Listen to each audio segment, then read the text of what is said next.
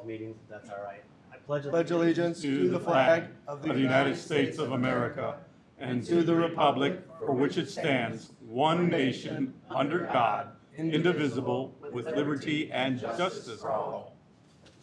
All right, since it's the same people seating.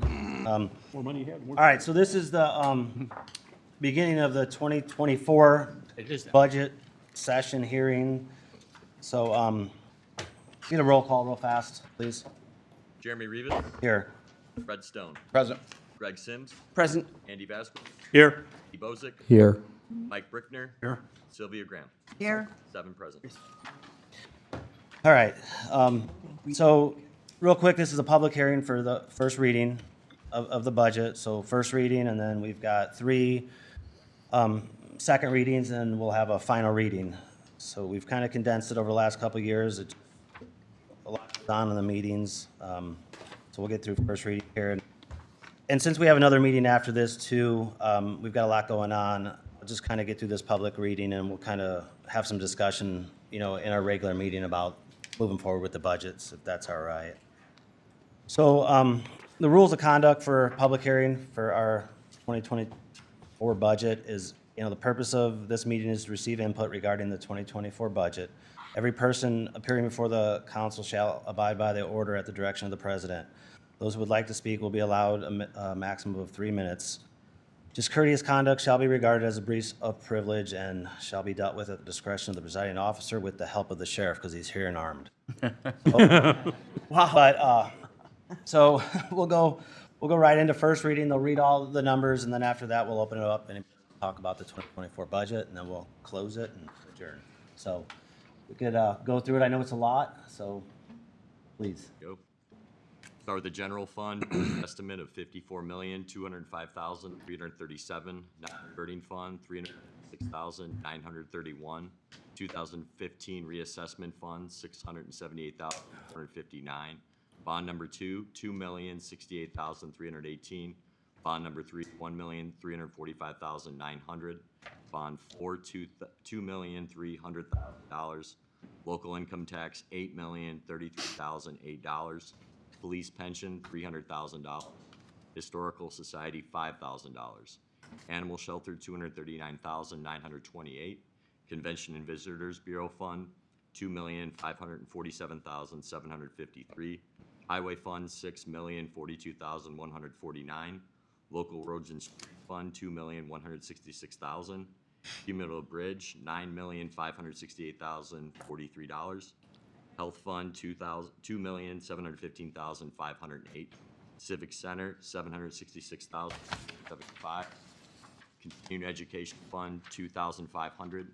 Emergency Telephone System, $3,038,400. Park, $272,435. Parking Garage, $17,400. Plan Commission, $1,074,436. Cumulative Capital Development, $2,788,571. Special Airport General, $1,144,426. Special Airport Cumulative Building, $487,519. Special Solid Waste Management, $2,591,856. Special Fire General, $212,717. Special Cumulative Fire, $135,482. County Corrections, $154,800. County User Fee for the Prosecutor, $437,813. Health Maintenance, $111,588. Foundation Budget Fund, $3,089,036. LEPC, $21,600. Recorder Perpetuation, $400,279. Adult Probation Supplemental and Abuse, $96,726. GIS, $72,716. Prosecutor Pretrial Diversion, $164,231. Juvenile Probation User Fees, $140,844. Adult Probation User Fees, $518,576. Surveyor Perpetuation, $240,203. Firearms, $102,000. Extradition, $6,000. Hazardous Substance, $48,900. Vehicle Inspection, $6,000. Accidents, $14,400. Domestic Violence Grant, $212,621. Cable TV Franchise, $1,320,000. County 4D Incentive, $151,728. Stop Grant, $60,653. Memorial Opera House, $654,597. Public Safety Data Tech, $353,986. Jury fees, $54,000. Elected Official Training Fund, $13,302. Clerk 4D, $105,888. Prosecutor 4D Incentive, $210,856. Wildlife Donation Fund, $24,075. Photo duplicate, 7,200. ARPA, 37,400,102. Clerk perpetuation, 222,889. State criminal alien assist, 3,900. Health tobacco account, 83,238. Circuit Court Family Court, 37,618. Stormwater, 4,762,438. Inmate processing, 132,842. Trail fund, 20,500.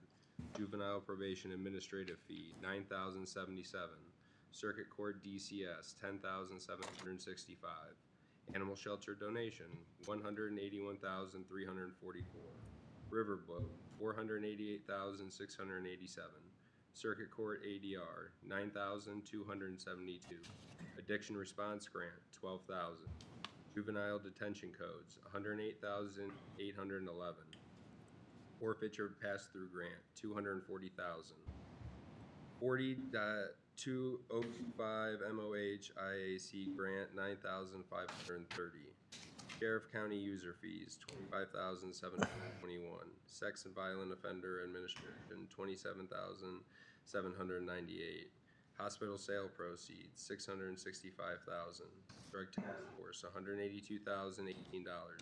Public defender supplemental, $136,800. Prosecutor 4D PCA, $12,000. Medical care for inmates, $27,720. DEA proceeds, $150,000. Porter School Resource Officers, $263,634. Countywide CAD 911 system, $350,313. Bioterrorism Response Grant, $101,693. Sheriff Overweight Vehicles, $13,800. Highway Overweight Vehicles, $60,000. Sheriff Donations, $48,000. Sheriff Adult Community Corrections, $323,294. Court Community Corrections, $97,886. Adult Probation Community Corrections, $227,901. Health IIC Grant, $146,545. Videotape fees, $6,000. Health Insurance, $14,400,000. Unsafe Building Fund, $240,000. Highway Engineering, $192,000. Ditch Fund, $912,000. Animal control fees, control, $80,840. Animal shelter fees, shelter, $133,099. Highway community crossings, $1,200,000. Court interpreter grant, $10,800. District 1 task force, $44,500. BASIA guardianship grant, $72,000. Stormwater bond construction fund, $3,270,000. Sheriff overtime fund, $186,019. COVID 93.268 immunization vaccine support, $261,120. COVID 93.323 Epidemiology Lab, $50,100. COVID 93.354 Workforce Co-op Ag, $187,914. Opioid Restricted Fund, $87,000. 21.027 Health Department ARPA lead grant, $18,160. For a total of $182,856,557. That's a lot of dollars that we oversee. So, as you guys know, everything is advertised high. You know, there's no way, like the general fund Right. specifically, that we could pass a $54 million general fund. So, but with that said, I'll go ahead and open the floor to the public if they want comments about the budget, as we move forward. So just state your name, your address, and speak on it if everybody wants to.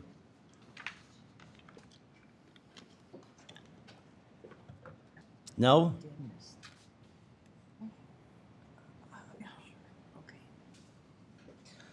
Open the floor for public comment on the 2024 budget. This will be the last chance as we go through second reading and final reading.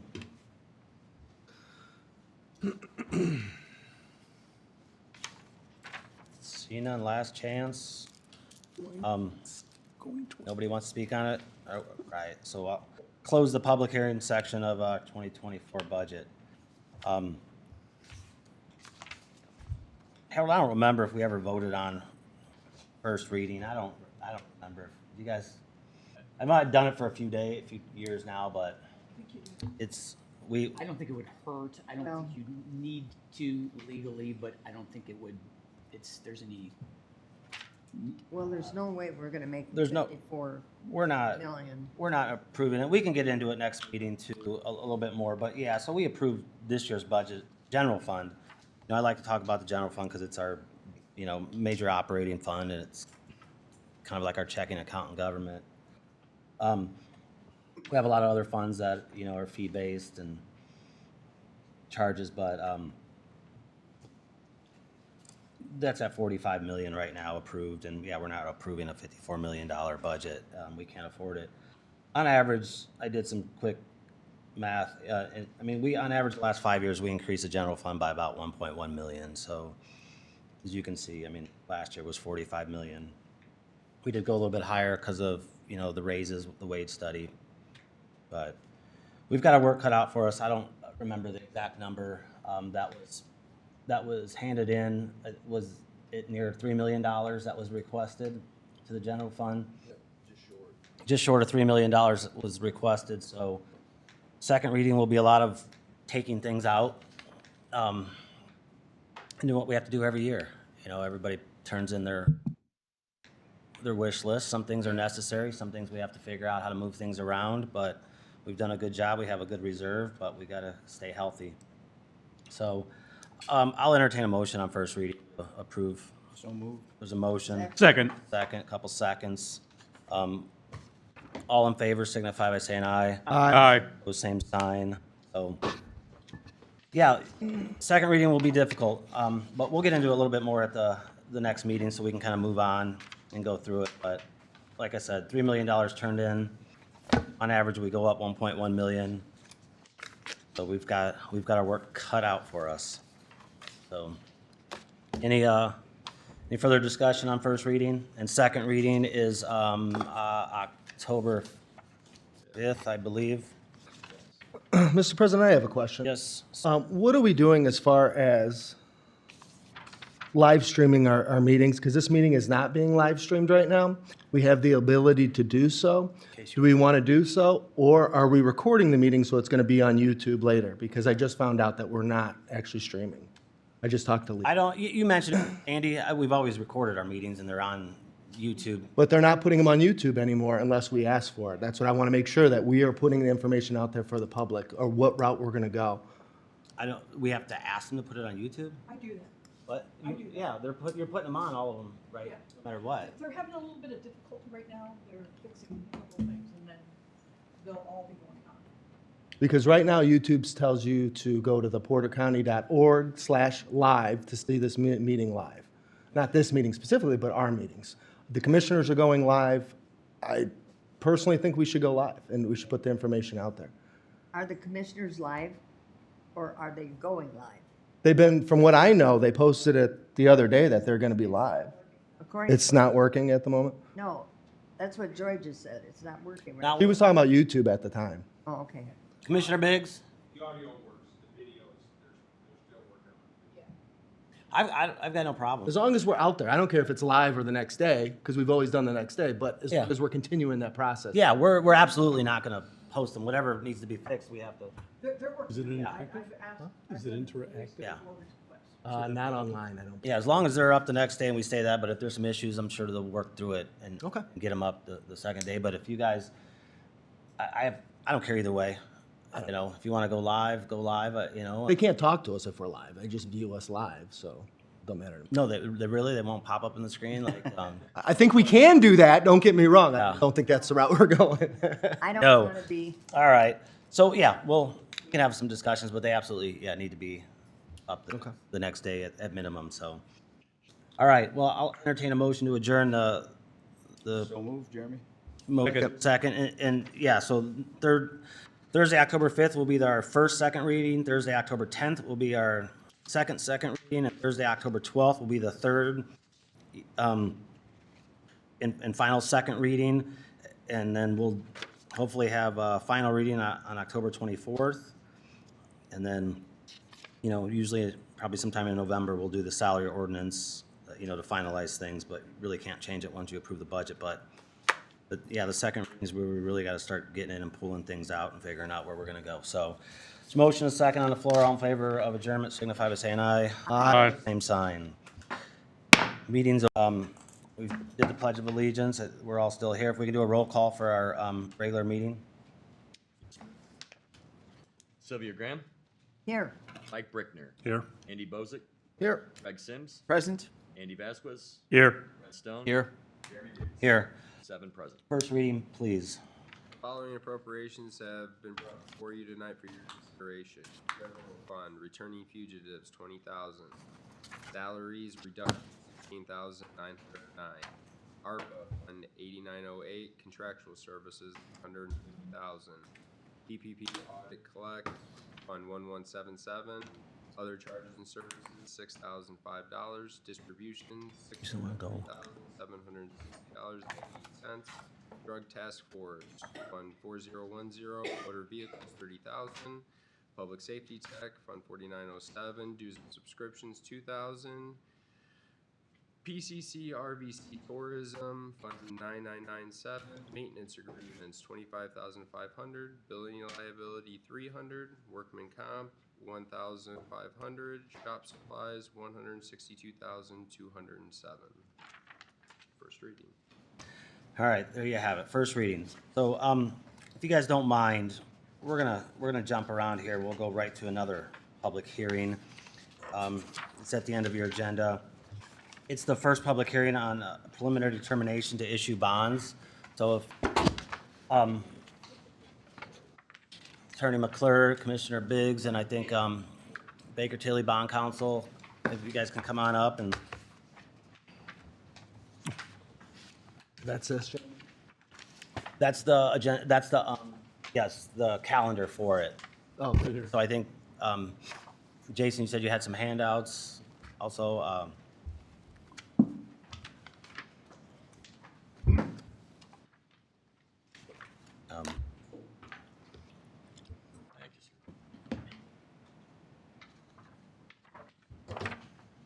Thank you, sir.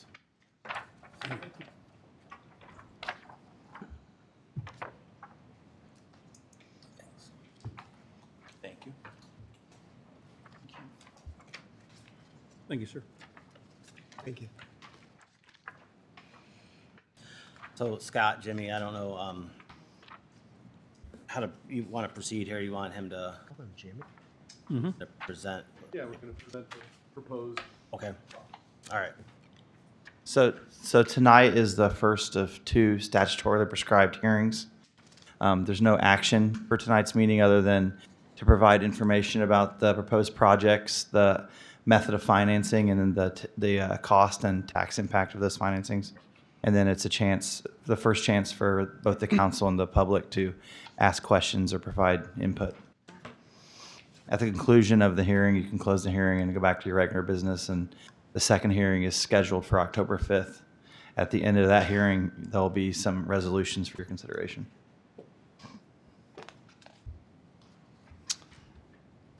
And I just handed out some schedules for you to kind of talk about the financing that we're talking about tonight for your consideration. As you know, I was here a couple of months ago talking about kind of the bonding option and the procedures and kind of looking at the thresholds. And one of the thresholds we talked about was the $25 million. So that's what we're looking at tonight. So if you turn to page 2, we're looking at funding 2 different projects, the highway garage and then also phase 1 of the jail project. So you can see they're looking at the, bids have not been received yet for these projects, so these are just estimates. We're looking on, $14 to $15 million for the highway department, and then $9.5 million for phase 1 of the jail.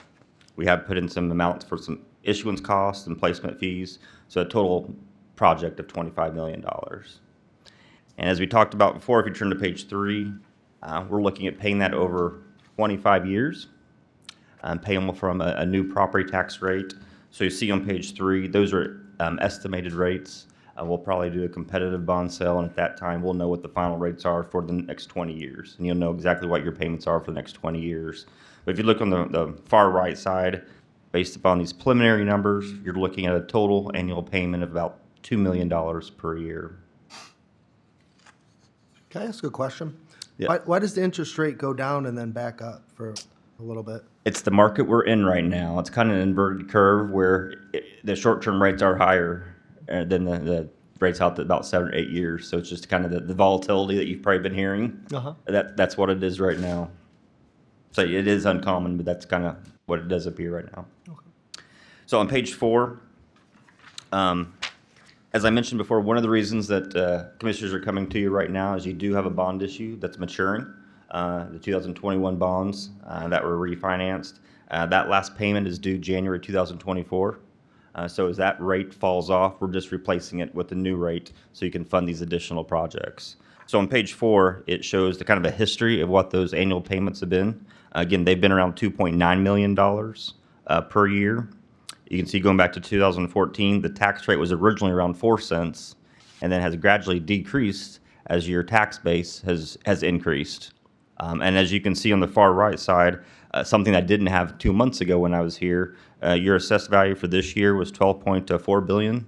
It's increased to $13.2 million, or $13.2 billion for 2024. So based upon that higher assessed value and that $2 million annual bond payment, the tax rate we're estimating to be around 0.0145, so about 1.5 cents. For 2023, this year, your tax rate was just a little over a penny. So a very slight increase of 0.0037, so 0.003 of a cent increase. And again, one of the reasons why, if you look, you may ask, I know we talked about this a couple months ago, but for the audience, you can see in 2022, your tax rate was over 2 cents. This year, it was a little under a cent, and that's just because over the years, you've accumulated funds, and that way you're able to not have to borrow as much this year as you had, or didn't have to collect as much this year as you had in the past to make that last payment. So still, historically, that 1 cent is much less as what you've typically have had to levy in the past. So on the bond that we have now, we've been paying around $2.9 million since 14, and this bond will be $2 million a year? Correct. We're saving money there? Mm-hmm. Yep.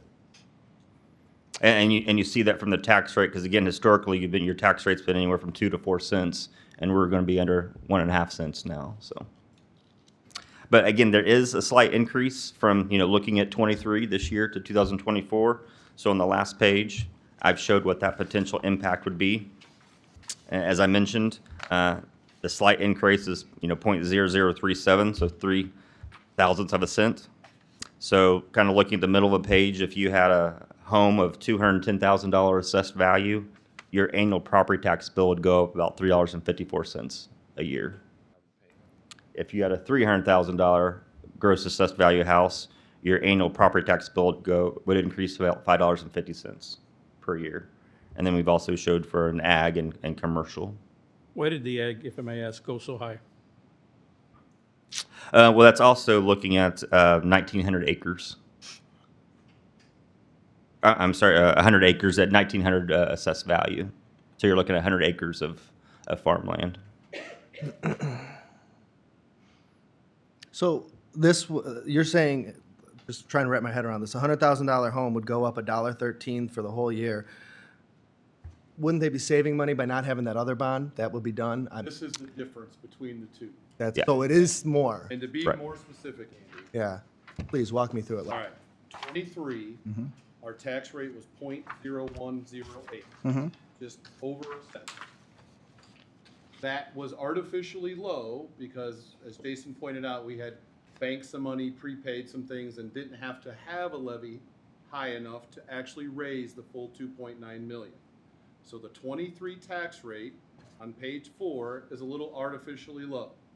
But even if we take that as that's the tax rate and the proposed new bond, the next page shows you what you would have felt as a citizen under the old bond and what you will feel like with the new bond. And the new bond on a $300,000 home adds $5.50 for the entire year. That's the difference. Thank That's what you. page 5 is trying to illustrate. Even though over the life of the bond, It's gonna go. it was probably averaged about 0.0276, over the life of that bond. Yeah. It's almost cut in half. The only thing that confused me is if we're paying $2.9 million this year for the bond payment, and next year it's gonna be $2 million, that's less, $900,000, I would just assume the tax rate would be less. That's what I was trying to, that part, it doesn't make sense to me. Well, everything else you said makes sense to Yeah. me.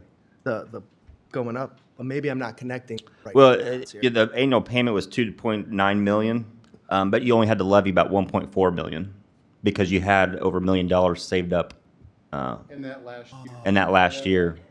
Is an anomaly, but Yeah. being I see. as Yeah. transparent as possible, and that's Yeah. the difference between 22's tax rate and 23's tax rate. And so in reality, if we went off of 22's tax rate, we wouldn't have page 5 wouldn't be what additional it would be what savings. That's what I was wondering, okay. And then not to make it any more confusing, but we're assuming that this assessed value doesn't continue to grow. And the tax rate sticks at 0.0145, which if you look at our history, 2014, we were at 8.5 billion assessed value. And in 22, or now, we're at 13 billion. So assuming we have a continued AV growth, the tax rate will continue to drop, as you see in the illustration above from 14 till now. Okay. To still create the little over $2 million payment. So if anything, this is hopefully worst case scenario. Yeah, this would be as if AV just got stuck and didn't grow. And we're growing.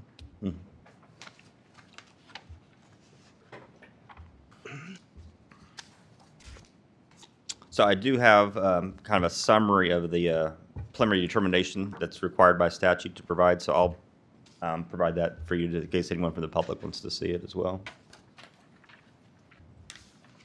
For our next meeting, can we have these on the screen so the public can see, or is this private? Yeah, we can. And these are just broad figures, this garage, highway bond.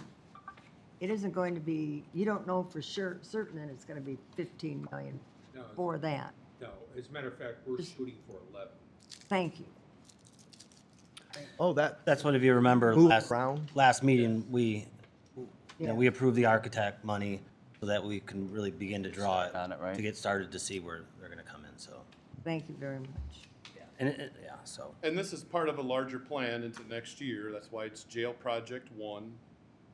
And then when we get around this time next year, maybe a couple months earlier, then that's when we can have the information to be able to know what is yet to be done at the jail, what that's going to take, and then we can look at next year a second bond to finish the jail project.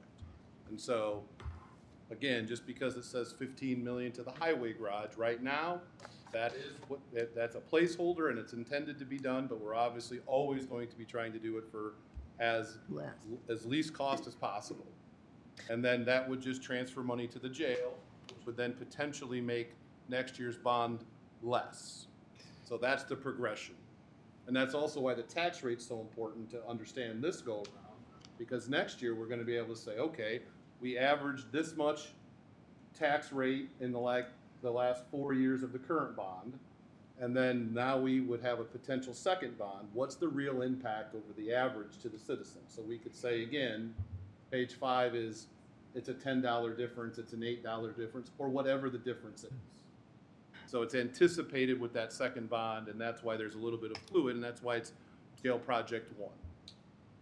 And I think from the discussions of the last couple of meetings is, you know, we have to take care of our buildings, and we really started that process about 5 years ago.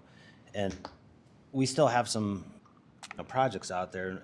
We've got to take an assessment of this building, the roof, the garage. There's been some other, things thrown out there, recently. So we've been talking about that. What's that? JDC. Yeah, thank you. JDC. I mean, we can't continue to ignore, our buildings. I shouldn't say continue, because we have over the last 5 years jumped into it, but we've got to continue on that path of getting them upgraded. JDC, I mean, this building, there's some other ones out there,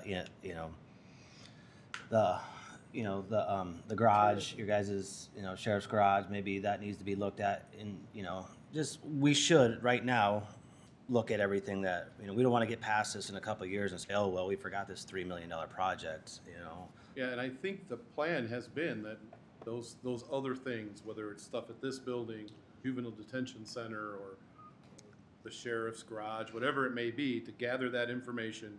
So when we get to next year, again, about this time, maybe a little sooner, the jail needs to be done, that goes first. If there's additional left, then we can look at this list of things and decide whether it's something the commissioners and the council would want to move forward on. But we would have the information available when that time came. All right, are you guys good? Oh, I have a question. So, yeah. So if interest rates fall, like let's say 5 years from now they fall, can you refinance a bond? Yeah, we'll structure this so you can refinance it. There's usually an 8 to 10 year call period where we can't, but yeah, we'll structure it so you do have that flexibility. Is there a cost involved in that? There could be. Usually, if you wait 8 to 10 years, there isn't. Okay. If we go but sooner than 8, there usually is, and that's why we kind of stick to that 8 to 10. And, The original jail bond that yeah, was taken out. They refinanced. yeah. That has been refinanced at least a couple of times over the years, Oh, okay. just for that reason. Cool. Yeah, yep. So, all right, then Harold Scott, I mean, the public hearing Yeah, portion. at So, at this point, if the council has any more questions, if not, then we should do the public portion, and then again, back to the council if they have any. all right, any further questions? No, good questions, Andy. Anybody else have anything? So, Oh, again, I Which end? appreciate the remarks Commissioner Biggs making. Even though it's set at 15 million, you will do everything. That one thing that sticks in my mind is the 700,000, or the 7,000 square foot for office space. That's what I was concerned about for the garage. And, but you said you would look to things like that, so. Yeah. Okay. Yeah, there's nothing sexy about that building. all right, if the council doesn't have anything else, then I'll open the floor to the public, for the public hearing portion of this bond. So, same thing, if you want to speak on it, go to the microphone, state your name, address.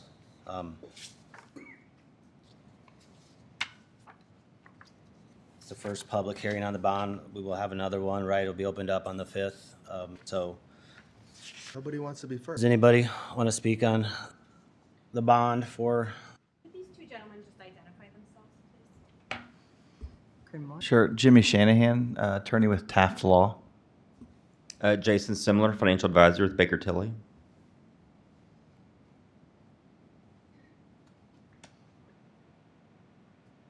Again, I'll open up for public input on the proposed bond that we're going to continue to proceed forward with. Like a bell, ding. One more time. Open the floor up for public hearing for the first public hearing on the preliminary determinations to issue bonds. Doors opening. Commissioner, Seeing none, I'll close the public hearing, the first public hearing on the bonds.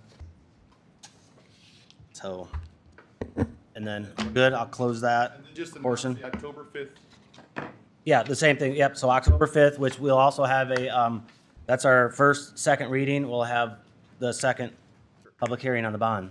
What time is that, 5:30? Well, yeah, Same as our meetings, aren't they? no, well, we'll have that, Joy will have to figure that out, because we should probably do that before, I would say, Second readings can, before second reading. So Joy, we want to, what time do we have second reading scheduled for, 5:30? Yes.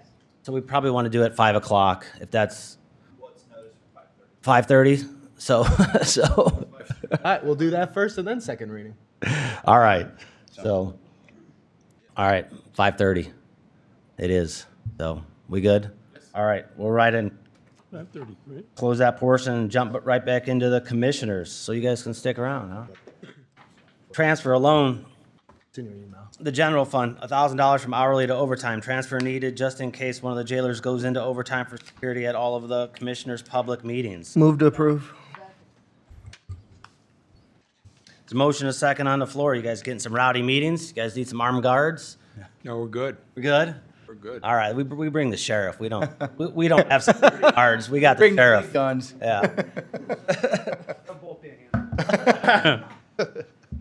So there's a motion, a second on the floor. Discussion? Seeing none, all in favor of the transfer signify by saying aye. Aye. Opposed, same sign. The ARP COVID Fiscal Recovery Fund, there's an additional of $150,000 contractual services, reason appropriation needed for Sunset Hill Farm project for construction of new amphitheater band shelter.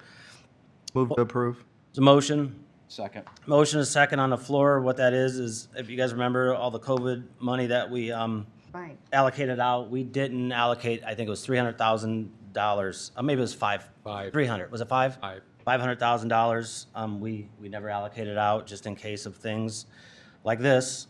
So they asked to have it on the agenda for our consideration. This is to finish, What's, be able to do the band shelter. what's the plan? Just a dome or? Is it like, kind of like the one they have there now? Yes, they had sent some schematic drawings. Jake's here. Jake's here. But to give the council a little bit of history here, it's, they had been, That's cool. Park Board had been willed, That's awesome. I believe, $150,000 for this purpose. And the Park Board had been,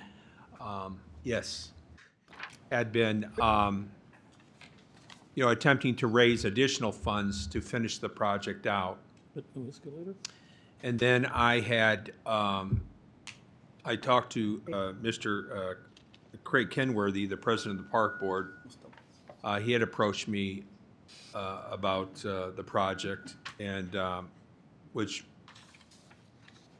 honestly I'm a big fan of. I just see the value of it and bringing more people out to the park. And I approached Councilman Stone and Councilman Rivas about it, and they immediately recognized the value of having a venue like that out at that particular park, and so here we are tonight. So That's awesome. Thank you.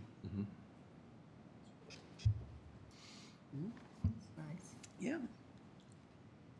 It is nice. We expect a lot of shows now, Jake.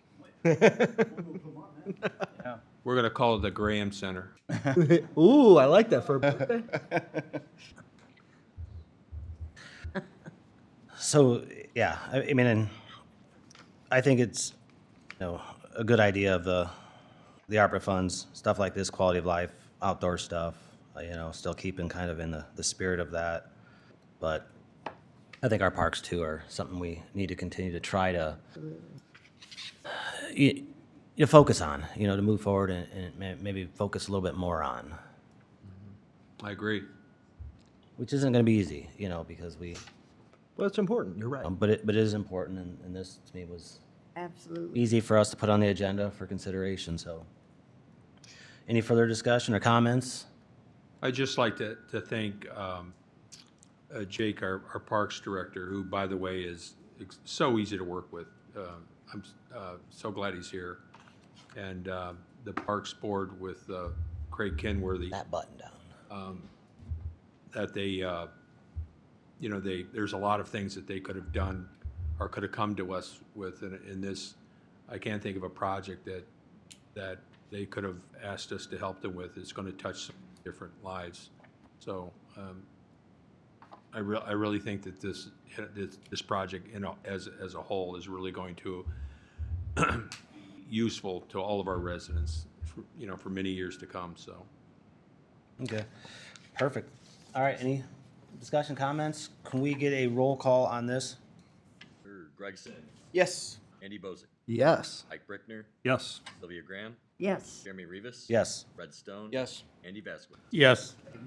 And that was, being used in the ARPA funds, you guys had to amend your plan, and you guys all voted on it in favor of this project too, so it was a 10-0 vote to fund this thing.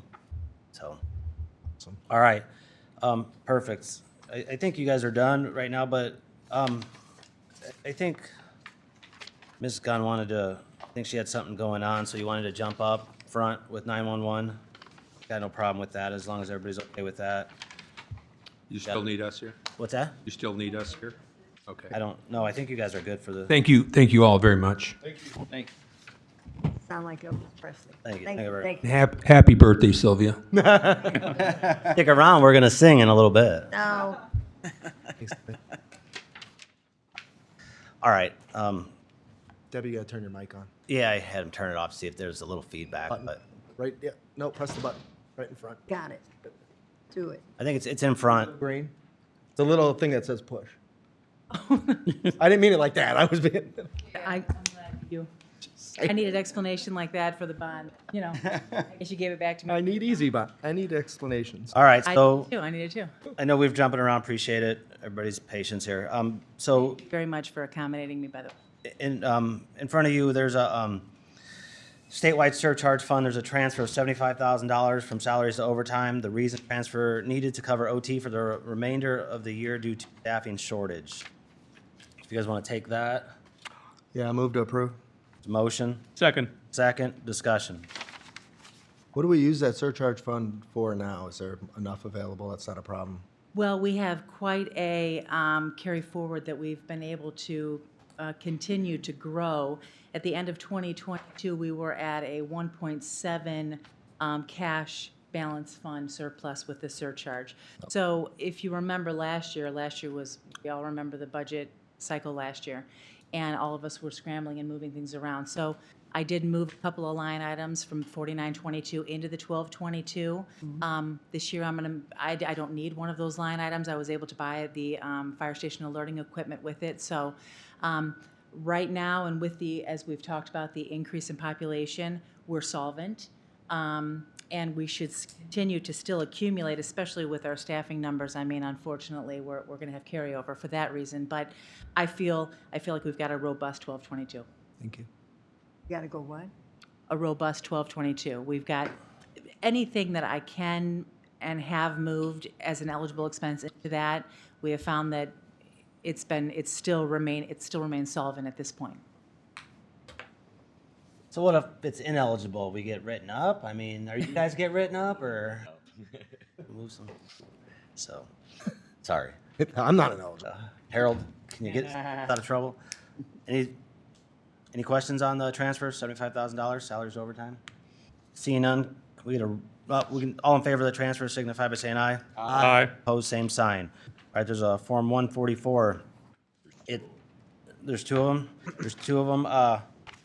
There's a CTO emergency stipend of $250 per day, and there's a shift supervisor training stipend of $125 per day.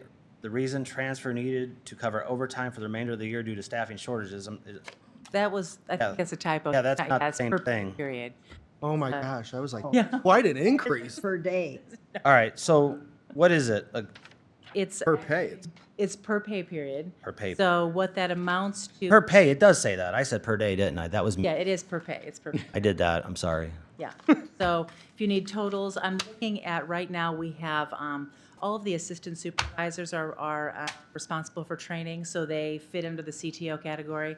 And we have one additional. I really need to bump that up because it's not for lack of applicants, it's for lack of trainers. So I've got a stack that I'm trying to, and I am accumulating, and kind of creating a pool of viable applicants in order to pick from. But it'd be much easier if I just had more CTOs and I could bring them on board immediately with the staffing issues that we face right now. So this will allot for 8 CTOs in total. I'm hoping that this increased stipend will draw some of those, and I have already heard some interest because obviously it's out there in the center. And then supervisors would receive half of that because they are used in an auxiliary manner for obvious reasons. When someone's out on, or there's a final phase of training, we utilize the supervisors a great deal for the training. So that's kind of my rationale behind it. We have 4 supervisors, and I'm looking for 8 CTOs, hopefully. What do we pay now $40 a pay period, 40. for both of those? We're going For from both. 40 to 250. We 250 is brand new, 125 supervisors brand new. We are across the board at a $40 stipend for CTOs. Supervisors don't make any stipend whatsoever, even though they are often called upon to train. So will they still get the 40? No, because this is going to replace that. The 40 will be removed, and in 250 and 125 will take its place. So 8 people every 2 weeks will be getting an extra $250? That's my goal. I don't know if I'll get the buy-in that I need for that, but that is definitely my goal. Where do we control that on here? Because I don't see 8 or 4 listed. So based on this, you could do your whole department, right?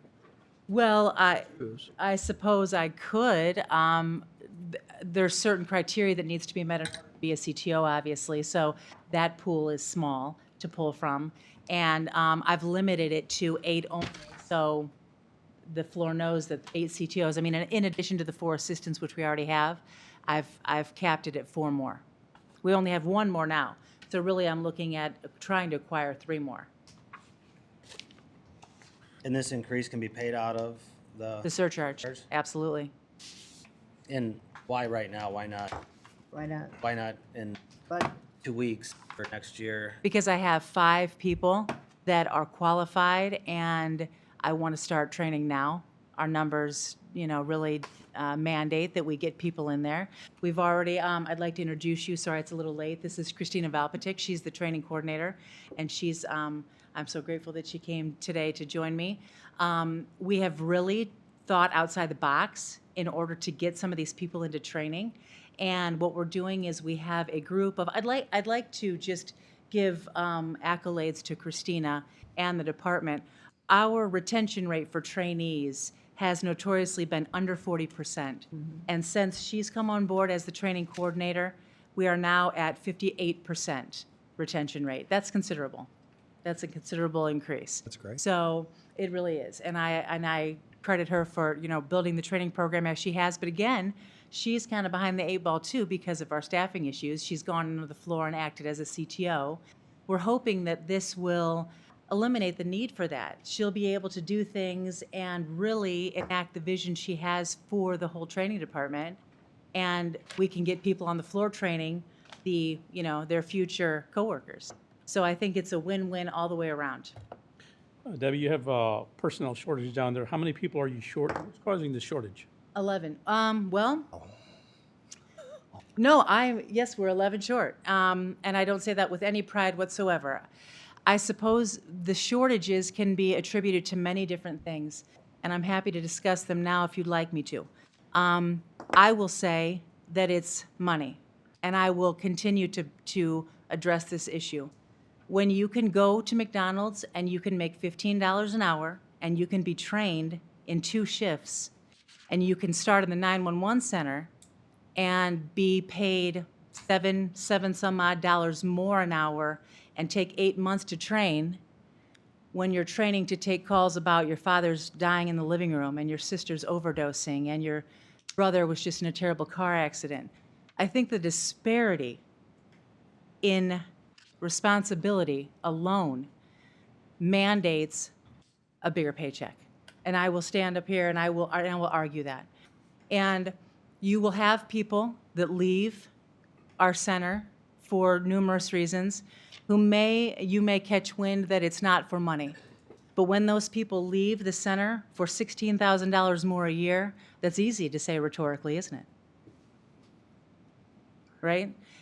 When you can have a job and you can leave the center and you can go to another agency in this county, Porter and Chesterton, and you can do a tenth of the work, and the pay disparity is negligible, but the workload is that measurable, who wouldn't? Who up here wouldn't go to a job where they had to do a tenth of the responsibility and they made the same amount of money? And those are the people that have left just this year. I can tell you, we had 3 people we lost to that agency. 3. Sylvia, did you? Well, I'm hearing what you're saying, but every job it takes a certain person, and I'm sure you would agree with that, to work Absolutely. in the type of, in E911. Yes. Just, my background is in nursing. And it isn't always that, you know, you go into different jobs for different reasons. And if it's to make money, would be, as the only reason, you're right, there's jobs out there that you would gladly and do less work for, like in nursing. I mean, you're running, you don't even want to talk about that, what you do, and don't make the money that maybe you think you should. But, so I can't swallow that totally. Since I've been here, and it's been a while, E911 has always had a shortage of people. Yes. And I don't know why, but that's been a history of that. Mm-hmm. And I will vote for this. Your surcharge will pay for it. But I just don't like to always hear it's always because of money. Well, I'm not saying that it is. What it is, you addressed it somewhat, Sylvia, I think adequately. I mean, the demands of a 911 dispatcher are unique.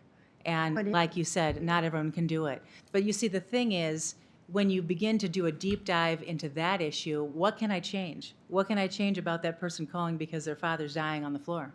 What can I change about someone calling saying, my sister's overdosing? And I've been there. Yeah, and you can't change that. And I think that contributes to this issue of maybe burnout. I mean, burnout does contribute to it. There's a lot of different things, a lot of different, I think, examples and attributes of the job that we can point to. But I'd like to say that more money helps. I mean, more money helps. Well, we're going to see. Yeah, we are going to see, and let's see. Let's give some money to this. This more money will require more work because training is, and I've said it once, I'll say it again. Training is a difficult, arduous responsibility. You're tethered to somebody for 11 hours. You don't have that time to decompress on your own. You don't have free time when there's downtime. So that's why there's been people reluctant to do it. But this is an excellent opportunity I'm hoping people will jump at and show that, you know, we can get our center fully staffed like I believe we can.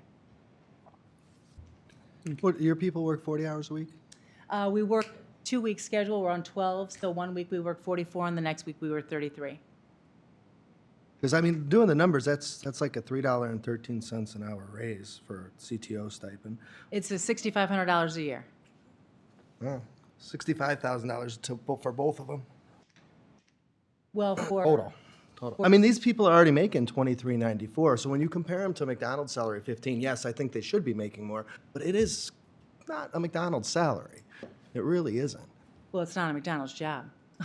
And right, but you're the one that compared it to McDonald's, so I'm just specifying that it's not a real comparison there when you're talking about Well, what I'm $15 an hour, saying- because they're not leaving to go make $15 an hour, they're leaving for other companies, other counties, other dispatch centers, and that's a concern. Yeah. And as Porter, you showed us with Porter, some of these people weren't getting an increase, or the increase was really, really small. So there's something more to it than just a number. Okay, and I'll reiterate what I already said. The job, as I shared with the county council in the email that I sent to everyone, I outlined the responsibilities of our center as opposed to Chesterton and Porter. I outlined it. Do you remember getting that email? I sent it to the. Yes, ma'am. So there was a list a mile long of our responsibilities in the agencies we dispatch for. Porter and Chesterton dispatch for Porter Police Department and Chesterton Police Department. So, Andy, that's a huge deal. Work disparity is gigantic. If your decrease in your paycheck that you bring home is negligible when you're only paying, by the way, they pay $1 for insurance, which great perk, okay? But, and you get to catch up on, you get to binge Netflix. And I'm not pulling this from the air. These are accounts of employees that work there. They binge Netflix, they shop, they buy their groceries, they catch up with their friends, they fraternize. I mean, and that's, We might want to, yeah. So, let's, okay, well, you asked. let's move on a little bit here. So, I do have a question.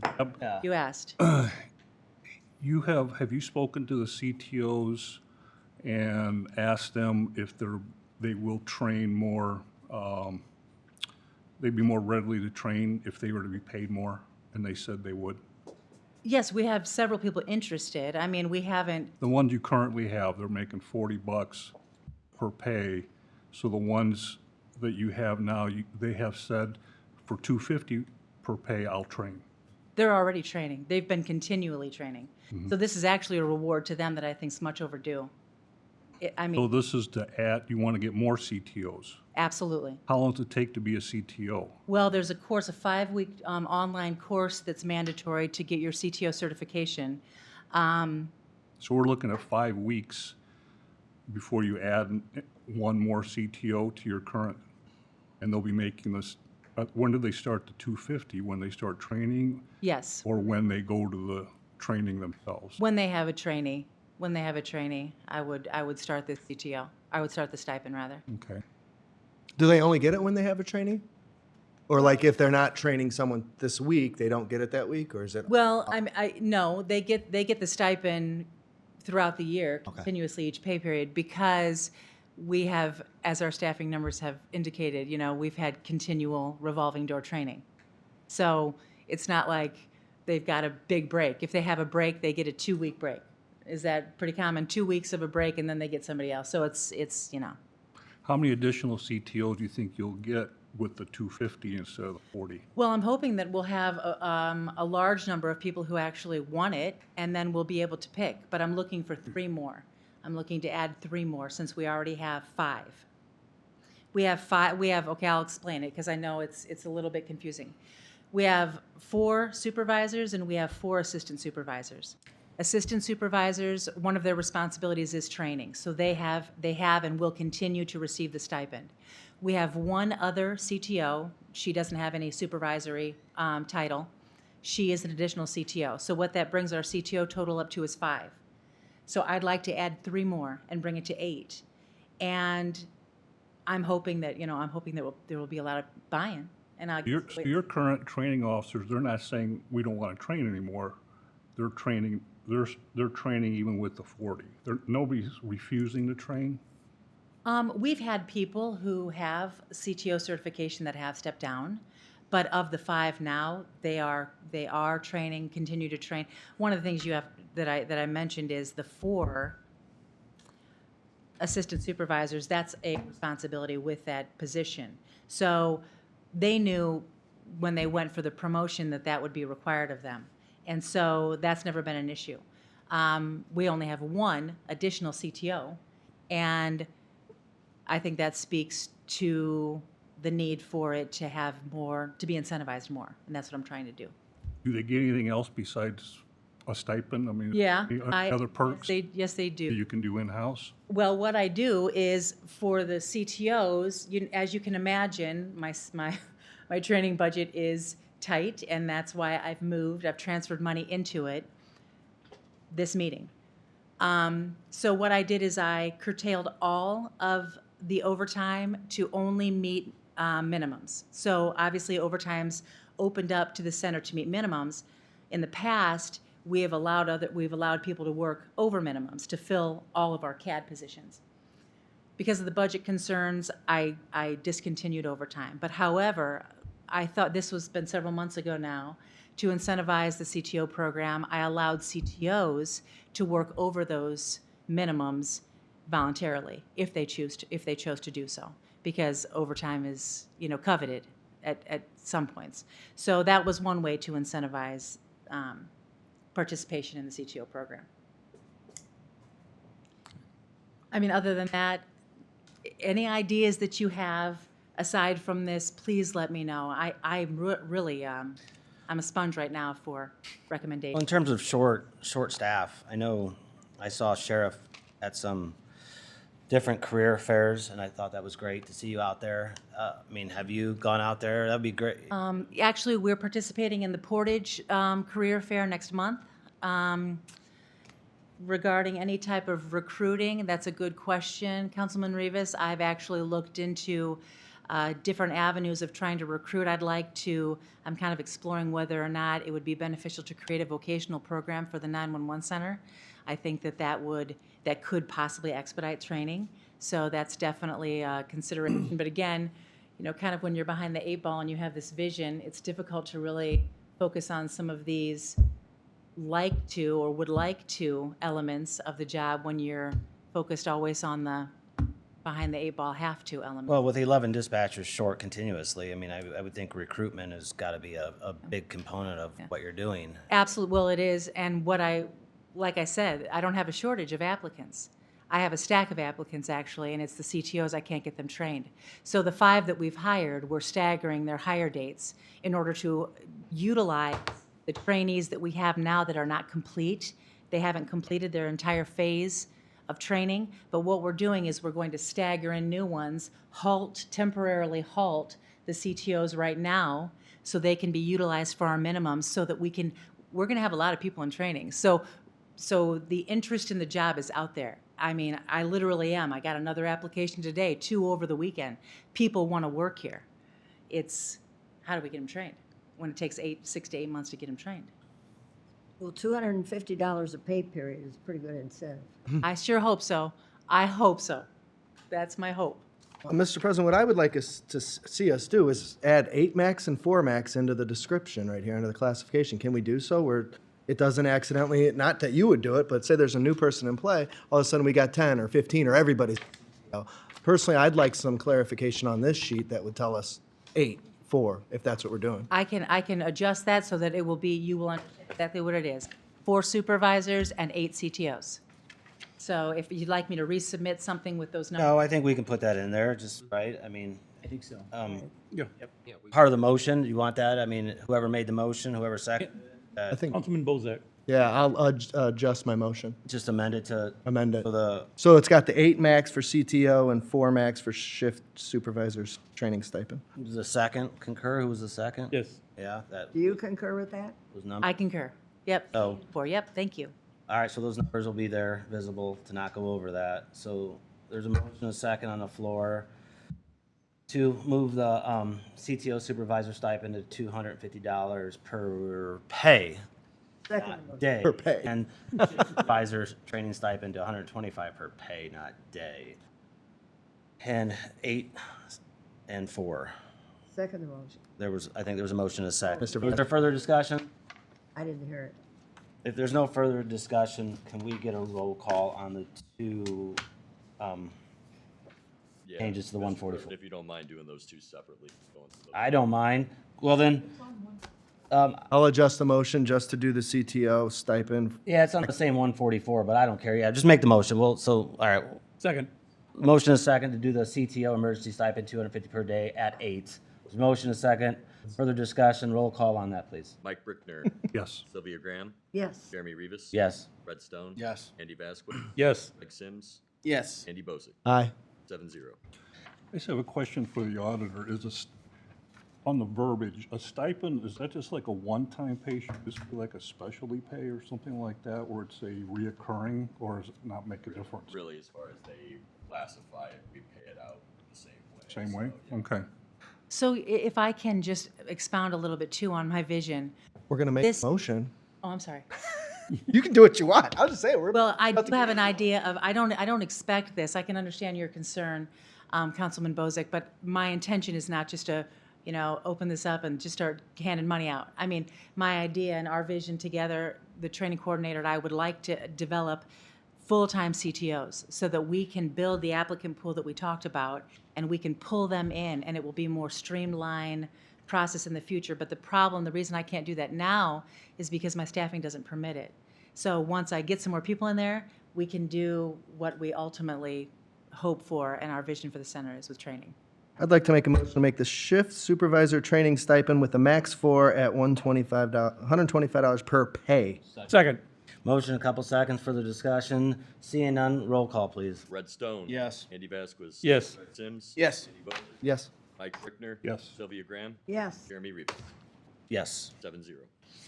Thank you. Thank you. Happy birthday, Sylvia. Thank you. Yeah, let us know how it works.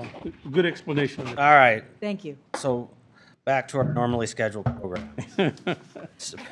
Superior Court, Superior Court 3, Judge Trent, I apologize for your $500 transfer that you've waited so long. There's a transfer of $500 from interpreter to consultants. The reason transfer needed to pay for providers for competency evaluations that have been completed. Make a motion. Second. There's a motion, a couple seconds, and I would really, really like to thank you for being here and for being patient. Thank you. And that's why when people ask me if they can skip the meeting for $30, I said no, because the judges will wait here for the same amount, so. Further discussion, seeing none, all in favor, signify by saying aye. Aye. Opposed, same sign. Sorry, John. Motion carries. All right, thank you. Thank you. Thank you very much. All right, Judge Buckley, Superior Court, for general fund, transfer $130 from training and education to dues and subscriptions. Make a Reason, motion. transfer needed to get through the end of the year. Second motion. Motion, second. Discussion. Thanks for hanging around. Seeing none. All in favor signify by saying aye. Aye. Opposed, same sign. Motion carries. Thank you. Thank you, guys. Adult probation. Let's see. There's a reduction. I think this one, she's on vacation and she sent somebody, so I Right. think we should make this one wait to the very end. For your boss being on vacation. It's somewhere really warm and nice and. I will make the motion right now. Yes. So there's a reduction of $16,909 to salaries. The reason, the reduction in the general fund to correspond with new employee hired at a lower rate, so, there's that reduction. You wanna do that first, to salaries in the general fund there? I'll make the motion for the reduction. Second. Motion is second, discussion. We get a roll call on the reduction. Andy Vasquez. Yes. Fred Sims. Yes. Andy Bozak. Oh, indisposed. Mike Brickner. Yes. Sylvia Graham. Yes. Jeremy Rivas. Yes. Red Stone. Yes. 6-0. All right, the Form 144 to correspond with that reduction is $57,930 to $41,021 for the probation officer. Salary decrease is $16,909. Motion to approve. Second. Discussion, roll call on the 144. Sylvia Graham. Yes. Jeremy Rivas. Yes. Red Stone. Yes. Andy Vasquez. Yes. Greg Sims. Yes. Andy Bozak. Mike Brickner. Yes. 6-0. She doesn't come back with a tan and rub it in. Motion carries. Thank you. Board of Elections, clerk. Elections and registration, general fund, transfer $30,000 from polling places to contractual service. Reason needed, transfer needed to pay for invoice for coding program. Hello. Hello. Nobody wants to do your transfer. Are we in discussion now? We have to code it every, Let's make a motion. every maybe. time. We have to get recoded for every election. Yep, we recode every election. Make it, right? I don't know, may die for lack of a motion. That would be first, that'd be fun, for a transfer. Let's pay for coding. So that means that we can't have municipal elections? Yep, that means no more. All right, let's keep the silence here. See how this works out for us. Motion to approve. Second. Motion, second, discussion. Okay, Wanna- the question I have is, how did you, the 30,000, I'm a little confused, you can tell. The contractual services, how did you pay for the polling place board? Didn't you pay for some of this out of a different account? This is something that would be paid for out of maintenance fees, which would be in the commissioner's budget. But it's the first year we're paying for this program, so it wasn't added to the commissioner's budget, so they asked us to pay for it. So we're paying for it. And then from now on, it'll be included in their maintenance fees in their budget. It's transfer, she's just moving it from So this polling is a place board. one-time thing that you're, Yeah, it'll be in the Drop. commissioner's budget from now on. Did I miss why it happened? Why it wasn't in the normal fee that we pay them? It's the first year that we're paying for it. We paid for our training and the lump sum, and then we didn't have to pay for it last year because we had already paid for the training part of it. So this is the first year that it would have been included as maintenance fees, as for the licensure. Thank you. Any further questions? How much money do you have, and do you have an abundant amount of money for your polling place boards? Yes, we have enough to pay. Because, Moving to vote centers, we had less poll workers, okay, so we have enough to, that was my concern, you're taking 30,000 from there. we have enough to pay for the general election. These usually cost a lot less, right? These, the little municipal elections. Yes. Any further discussion? Seeing none, all in favor of the transfer signify by saying aye. Aye. Opposed, same sign. Motion carries. I had a question real quick. Have some elections. You have a change coming in your department, isn't some personnel changing around? How does that happen? The party actually puts a replacement in? How does this work? Since 2019, the party no longer gets to select any of our employees. So I will do the hiring for that position, and then it'll be approved by the election board in a bipartisan majority vote. Okay. And is that process started, or is this, am I jumping guns here? It's ongoing. Okay. Thank It you. has to be a specific political party. They have to be a registered voter in Porter County. Okay. There's a lot of red tape that goes into this position. Yeah, it's a very important position, that's why I was Yes. asking. Thank you. Thank you. Tourism. Anybody here from tourism? Wow.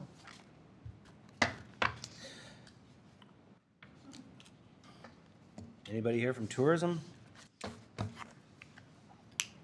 We can table it till next. I didn't get any correspondence or anything, did you? Maybe they thought since we hadn't, Can I make a motion to table the tourism section till next agenda? Second. Motion, a couple seconds on the floor, to table the 4 requests, since we made the judge wait for 2 hours, and he came for his $500 training. Yeah, it's $500. Further discussion? All in favor of tabling the 4 additional, signify by saying aye. Aye. Same sign. Health Department. It's like there's a, The whole Plethora. department's here. oh, No, it's good to see. Form 144, $0 to $65,309, a care coordinator. Reason, Form 144, change and description to create the new care coordinator position. No need for addition. This new position will be budgeted out of the local public health service fund 1161 for 2024. Motion to approve. Second. Motion in like 3 seconds, so discussion. We're not gonna give any discussion after all. No, wait a second. No, no, The- not you. No. No. What you All in- should also, I think the council, because I think I was the only one at the meeting last night, what they need to hear too is there's an increase. Ouch. You weren't there last night? I know. Yeah, you're We so- tried to watch online, but it wasn't a. Yeah, Was it live? but I would have watched. tell the council why even more money is coming in than before. We got Yes, so this is part of our plan for the Health First Indiana funding for that new Fund 1161. We would really, so this is part of our connection to care and part of what we presented when we came before you about the Health First Indiana and our planning for that. We are really hoping to implement a care coordinator into our department who will help to get our patients, potentially our customers, connected directly to the care that they may need. So, now if someone comes in and we see something that, we might not be able to address in the office, we are able to give a brochure, business card, and hope that they make that call. But we know that that may not be the case. They may go home and decide they forgot, or that they're not going to do that right now. Maybe it's not as important. And so this person would be someone who would help them potentially make that call, help them make the connection for their particular need, maybe help them look at their insurance and see if this is somebody that's in their network, or if they could get to us on the V line, but maybe they can't get to where they're going. Do they have Medicaid? Do they have transportation as part of that plan? That kind of thing. So it's going to be an all-encompassing just connection to care. I don't know if anybody has anything else to add. We, potentially might have a telehealth component that we would like to implement into there. And part of wanting to get it in place this year is for planning for our Health First Indiana. So getting this person out there with us after our needs assessment to find all of these programs, connect with them,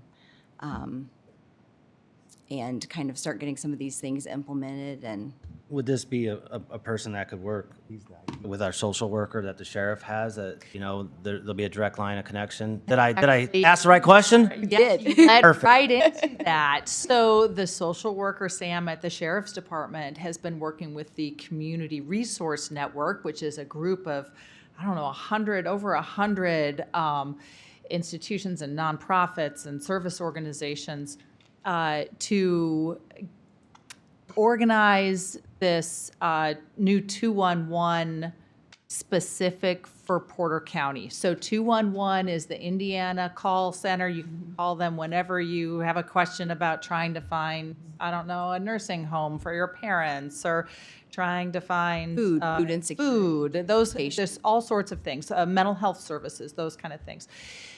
It is not specific to any given county. It will kind of try and find places that are within, if you put a zip code in, but there's the ability for a fee to be able to have access to this and hold it and coordinate it from within your county. So we would have the ability through our care coordinator, and then with the help of the Community Resource Network, to be able to maintain the site specifically for Porter County